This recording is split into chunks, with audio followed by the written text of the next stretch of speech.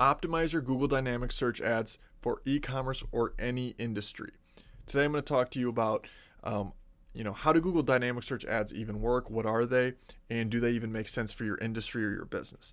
In my opinion, they make sense for any business or industry, and if they don't, it's probably because your website is trash. Now, and I say that lightly, or not, no, I don't say it lightly. I say it because I want you guys to be creating content and create your websites in a way that are easily usable, and people have the opportunity to go through the website and navigate to information they want. So now let me step back.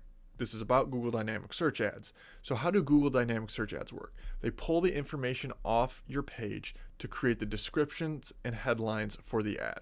So if I went and I looked up titanium baseball bat, and I got an ad that said red crayons, that makes no sense, right? So in assuming I sell, titanium baseball bat, if your content isn't set up and organized on your website with your H1, H2, H3 meta description tags, and you start getting irrelevant searches or things like that, it's probably because your website is either talking about information that it doesn't actually offer, or is irrelevant, or it's just not set up in a way that Google can read it. So before you ever run any Google ads, I highly recommend that you make sure your SEO is on point to a level that is ready to use dynamic search ads, or just to use ads in general, because Google ads, the thing that makes it most effective is the user experience. When someone hits your landing page,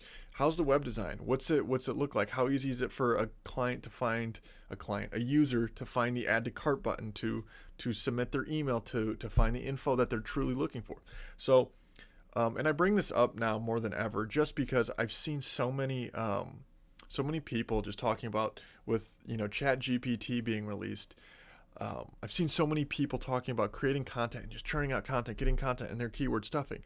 I think Google and just search engines in general are going to continue to focus on user experience and how much time are people spending, what's the bounce rate, how long are they clicking around, are they actually going through and purchasing.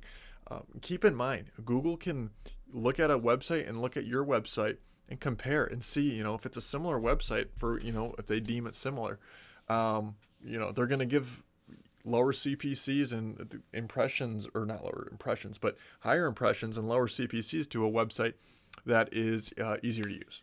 So anyway, that being said, make sure that you have your H1 tags, H2, H3 meta tags, all that stuff set up and accurate to what you're offering. So this comes down to more like business ethics more than anything, but make sure that you're not creating content, either one, that you don't offer, but two, that is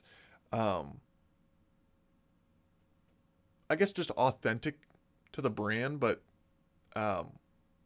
it's, you don't go to the website and then you go, well, this is fine, but I don't understand why it's on the website.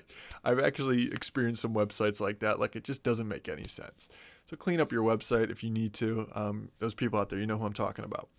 And then with your DSA campaigns, if you're going to do that, make sure you go in early, and you're doing your negatives and exclusions and doing that pretty regularly, just because I see sometimes DSA campaigns can get out of control. Again, this depends on your website. So if there's a high search volume for the things that you offer, you need to make sure that you're going in and adding exclusions like you would for a regular search campaign.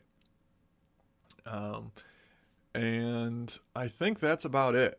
I don't think I have much more, but again, make sure the user experience is flawless, and that is where you'll get ahead in a world where people are just going to be, turning up the Chat GPT AI and just spitting out content all day.